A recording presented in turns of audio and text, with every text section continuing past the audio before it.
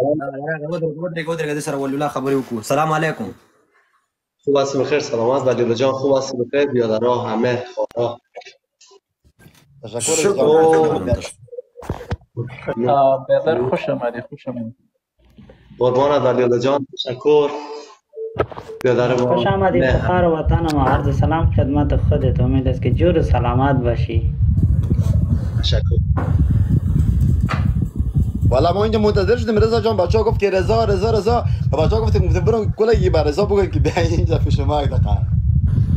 تشکر. ما والا با یه موبایل خیلی نابود چینایی اومدیم، هی قطع میشه شارژش تموم میشه، خلاصه امشب همه رو اذیت کرد. آها قبول. نه خدا بزرگ ان شاءالله. لازم داره یک برات بفرستم بدون شوخی. تشکر. با خدا. ممنون. نه این از کار میاره به موبایل ملګرو رضا جان ونازوه پلیز. رضا جان بیادر ټول څومره خلک چې ناسي ټول ونازوي. او رضا جان ونازوه. رضا جان بیادر خوب است، جور است.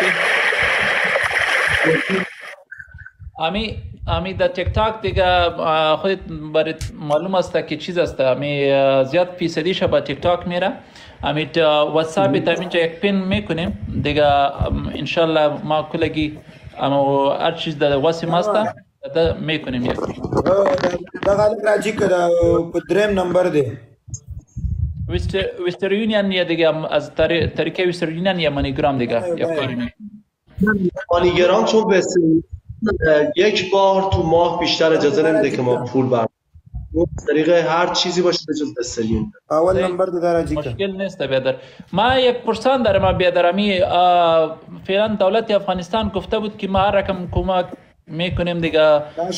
باتونا چیز نکرد؟ ببینید شما الان قاعدتا خارج از افغانستان هستین. شما داخل اگر یوتیوب رو تماشا کنید زمین‌های مختلف کابل کار صدا میاد؟ بله صدا میاد. صدا میاد. کلگی دیگه میوت شوید دیگه. کار میکنه کل شهرهای کابل خنده ها رو کندن، دارن اون رو تعمیر میکنن. کل شهر کابل رو کندن دارن تعمیر میکنن. جاهای زیادی هست. به هر حال 40 ساله که اینجا جنگ بوده، سازندگی هزینه بر هست و بسیار هم مصروف هستم. من خودم یک مجموعه 20-25 نفره داریم. برای مدیریتش تقریبا روزی 20 ساعت کار میکنم. برای مدیریت یک مملکتی با 40 میلیون جمعیت و 40 سال جنگ قاعدتا مصروفیت زیاد هست. احتمالاً وقت نمی‌کنن یا منابعی ندارن که به ما اختصاص بدن و اینه که مصروف اون مسائل هستن.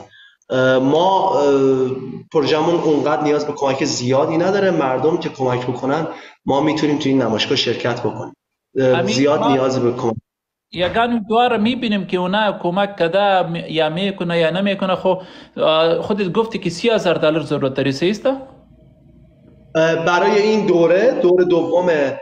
بذارید من یه توضیح کلی بدم. ما 58 متر فضا توی نمایشگاه اجاره کردیم که کوچکترین غرفه توی اون نمایشگاه هست. هر متر مربع باید $1,000 بدیم برای دکوراسیونش که میشه $58,000 و متری $150 هم باید بدیم که اون فضا رو اجاره بکنیم. 58 متر مربع اگه اینا رو جمع و ضرب بکنیم میشه $66,000 فقط ما باید بدیم که یک غرفه 58 متر مربعی داشته باشیم. این به کنار. جدای از اون باید هتل، کارگو، ویزا، طیاره و یک کاتالوگ 109 صفحه‌ای هم برای ما فرستادن. حتی به این دیتیل پرسیده شده که آیا شما کلینر میخواید که غرفه شما رو صفاکاری کنه یا نه. اگه میخواید چند تا میخواید، چند ساعت در روز میخواید، چه کسی زباله شما رو، جنگلی شما رو جمع میکنه، از اون چند نفر میخواید.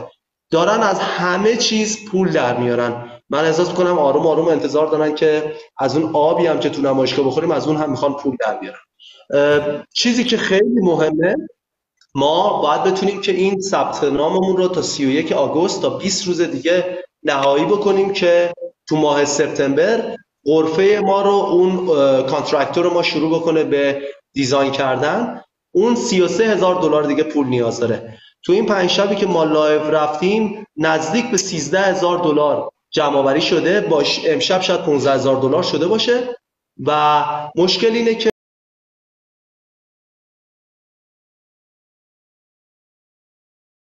دوستان گیفت میزنن، محبت میکنن، ولی ما شبی $1,000 بیشتر نمیتونیم دریافت کنیم. کمک ها باید جوری باشه که بیرون از تیک تاک باشه، از طریق پیپل باشه، از طریق مانیگرام باشه که ما بتونیم اون پول رو دریافت بکنیم، جمع کنیم، $33,000 رو پرداخت کنیم. درسته پولایی که از طریق گیفت میاد ما تو ماه سپتامبر میتونیم برداشت کنیم، اونو برای بلیت طیاره استفاده کنیم، برای هتل استفاده کنیم و مسائل دیگه. ولی شبی که ما شروع کردیم 26 روز مونده بود تا پایان آگوست. در بهترین حالت ما یه چیزی نزدیک $25,000 31 آگوست میتونیم برداشت کنیم که همچنان $8,000 از اون تارگتمون عقب‌تر هستیم. اگه شما دوستان کمک میکردید که ما تا پایان ماه جاری میلادی میتونستیم $33,000 نقد جمع آوری بکنیم، از اون طرف چیزی که اضافه مونده از گیفت تیک تاک ما تو ماه سپتامبر برداشت میکردیم. این باعث میشه که ما بتونیم آبرومندانه تو اون نمایشگاه شرکت بکنیم. فعلا خیلی همچنان پول نیاز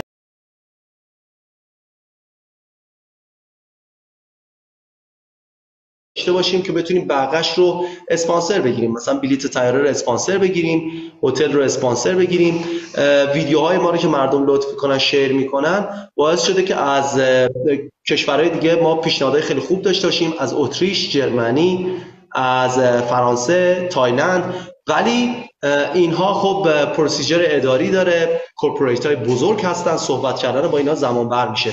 فعلا پولی که مهم هست $33,000 آمریکایی هست که ما باید تا 20 روز دیگه جمع آوری بکنیم. $15,000 تقریبا شده، ولی مشکلی که داره اینه که این تقریبا میشه گفت که توی تیک تاک گروگان گرفته شده. یک برنامه‌ای بچینیم که ما بتونیم پول از طریق پیپال جمع کنیم که نقد برسه دست ما تا 31 آگوست. امیدوارم که توضیحاتی که داده باشم جامع بوده باشه.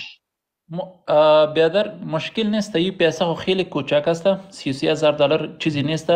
ما میگم که شما خو یک کمک دوامدار ضرورت دارین. امی دولت شما را این تو کمک نمیکنه که معنا شما را یک چند یعنی یک تنخواه واری یک پولی بتا که کمک شوکت شما دامی کمپانی دیگه.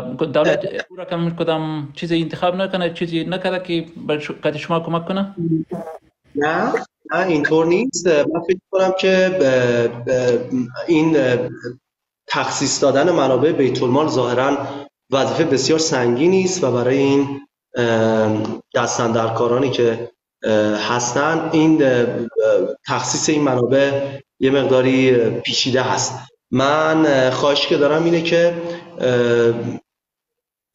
این کار رو بذاریم که ملی باشه، مردمی باشه. تا به الان ما کمکی از طرف دوستان دیگه دریافت نکردیم، هرچی کمک بوده از طرف مردم بوده و زیاد روی اون قسمت قضیه حساب نکنیم، چون واقعا مشکلات زیاده تو افغانستان، درگیر مسائل دیگه هستن. این رو اگه از این قضیه بگذریم و سعی کنیم اینو مردمی هندلش کنیم بهتر باشه. خب مشکل نیست. ما میگم که علامی $33,000 $50,000 مشکل نیست. $1,00,000 ما اینجا برابر میکنیم. اینجا یک کمیونیتی افغان است، ما یک چیز جور میکنیم، یک پیج جور میکنیم، همین پیسه از یک طریق بر شما برابر میکنیم.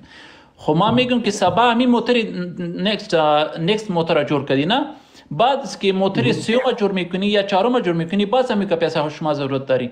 خود این خود نه. ما ببخشید که من حرفتون رو میگم گستاخی منده.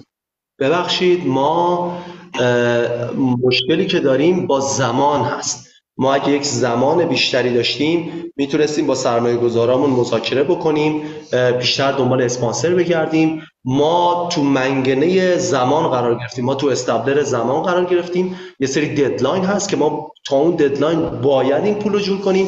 ولی اگه بیاد فرض بکنید که ما تا 31 آگوست فرصت نداشتیم، تا 31 سپتامبر فرصت داشتیم، ما میتونستیم که مذاکراتمون رو به یک نتیجه برسونیم.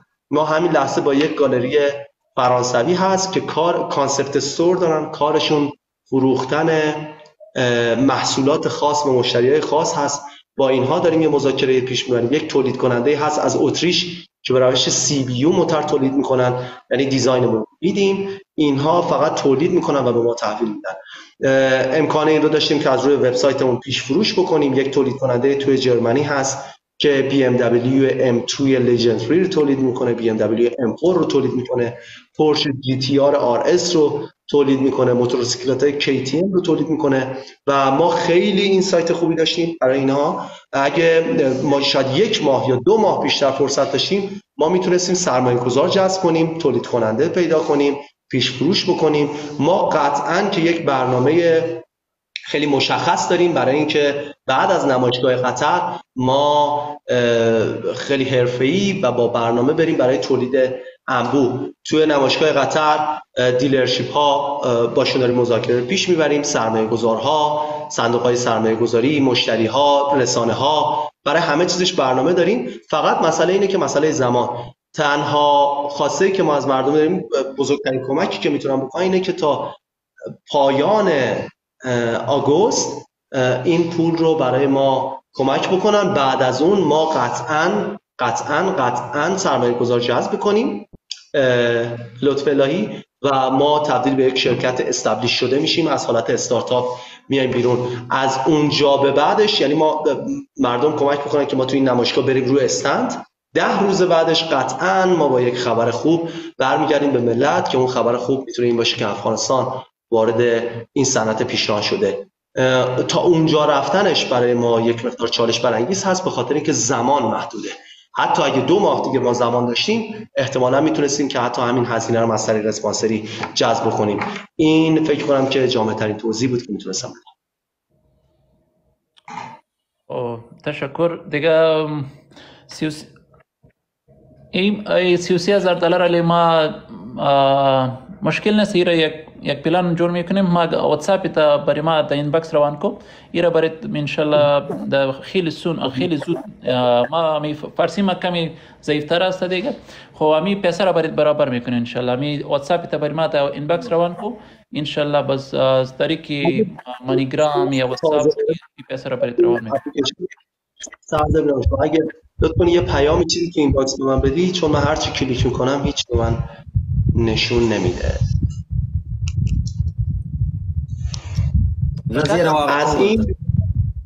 از این 33,000 دلار 15,000 دلارش جمع شده که شاید 1,000 دلار 2,000 دلارش تقریبا از طریق پیپل بوده، 12,000 دلارش از طریق تیک تاک که ما تو این 4-5 شبه هر شبی 985 دلار اگه اشتباه نکنم از تیک تاک کشیدیم. ولی بقیه‌اش رو رسما میشه گفت که تیک تاک گروگان نگه میداره و نمیدونم روی اون کار میکنه یا هر چیزی. اونها توی ماه سپتامبر میتونه به ما کمک کنه برای بقیه اپریشنمون. اگه شما لطف بکنید که دوستانی که گیفتر شما هستن یا کمک کنن ترغیبشون بکنید که اون پول رو از طریق پیپال مستقیم واریز بکنن. این لطف بزرگیه که ما تا عمر داریم فراموش نمی‌کنیم. انشالله. این خود ما میگم این مشکل خود حل میشه. 33,000 دلار انشالله چیز میشه. این خود انشالله در 1 هفته برابر میشه. مشکل نیست. خیلی مردم میخواد که از این پروژه که شما دارین میلیست و میخواد سپورت کنه، کلگی میخواد. خب ما میگم میتونه شد که سبب باز امیتو مشکلات زیاد است که دولت شما را حمایت نکنه. هیچ امکان نداره که بازی پیش بره و شما باید این موتورا را که تولید میکنی بفروشین که پیسه جور کنین که ادامه بدین. مثل که اینجا کمپانی است از ایلان ماسک و تسلا و چیزا که است دیگه، نمی رقم از تولید خود پیسه بیارین و یا دولت شما را حمایت کنه دیگه. این خوب مشکل نیست، پیسه خود جور میشه. این خوب آسان است. خب همین سبب باز این پیسه شما زمین داره. نام شریفتون چیست؟ اکرام جان 5 سال پیش که این کار رو شروع کردیم 3-4 تا بچه کارگر یه موتور سوزوکی یکی از دوستان داشت، نمیدونم سوزوکی گرند ویتارا هم چیزی ورژنای خیلی قدیمیش، این رو همون روز به 1,000 دلار یه همچین چیزی فروخت. ما تونستیم یه مقدار سیخ ولدینگ بخریم، یه ماشین ولدینگ بخریم، یه مقدار آهن خریدیم و 16,000 روپیه کرایه یک جایی رو دادیم. با $1000 که اونم یه موتری بود که از برادرش مونده بود و برادرش نبود، این بدون اجازه رفت این موتر رو فروخت. اون روزی که ما شروع کردیم حتی همین تا به همین لحظه موبایلت رو تو افغانستان نمیتونستی فول شارژ کنی به خاطر اینکه برق تو افغانستان نبود. همین لحظه هم اگه شما تو سطح شهر کابل بیای ببینی مردم به موبایلشون یه دونه پاور بانک کلان چسبوندن با خودشون این طرف میرن به خاطر اینکه برق نیست، زیر ساختش نیست، حمایت نیست، قرضه نیست، هیچی نیست. ما از همون روز اول با خودمون توافق کردیم که هیچ کمکی نخواهد بود بلکه کلی مشکل خواهد بود. از روز اول ما توافق کردیم که قوانین بازی این هست، افغانستان این شکلی هست، حالا ما میخوایم انجام بدیم یا نمیخوایم انجام بدیم. اگه 5 سال پیش من می اومدم تو همین تیک تاک و به شما میگفتم که من میخوام یک همچین موتری بسازم تو افغانستان، احتمالاً به جای این حمایت من کلی تمسخر هم دریافت میکردم. با رو داریم، تیمش رو داریم، اعتبارش رو داریم، فقط و فقط ما به این نیاز داریم که مردم تا این نمایشگاه قطر ما رو حمایت میکنن. این نمایشگاه معتبرترین نمایشگاه موتر جهان هست، بالغ بر 100 ساله که برگزار میشه. خیلی از کمپانی‌های بزرگ دنیا من جمله لامبورگینی از همینجا لانچ شدن. ما تا اون لحظه نیاز به کمک داریم. از اونجا بعد ما میتونیم سر پای خودمون استاد شیم، جذب سرمایه بکنیم و کمک بکنیم به روند صنعتی شدن افغانستان. هیچ نباید ما چشممون به در مردم باشه، به امید دیگران باشیم که اونها بیان از ما حمایت کنن تا این کار انجام بشه. اگه اینطوری باشه همین لحظه باید در این کار رو ببندیم و بریم. چرا؟ چون هیچ حمایتی نیست. اگه قرار به این بود که من منتظر حمایت دیگران بشینم، الان من اینجا نبودم، شما اینجا نبودین، کمک نمی‌کردین که این کار نشه. حتی اگه شما توی تیک مطمئن باشین که ما یک راه حل دیگه پیدا می‌کنیم و از اون طریق این کار انجام میدیم و میریم تو اون نمایشگاه شرکت می‌کنیم و این کار انجام میدیم.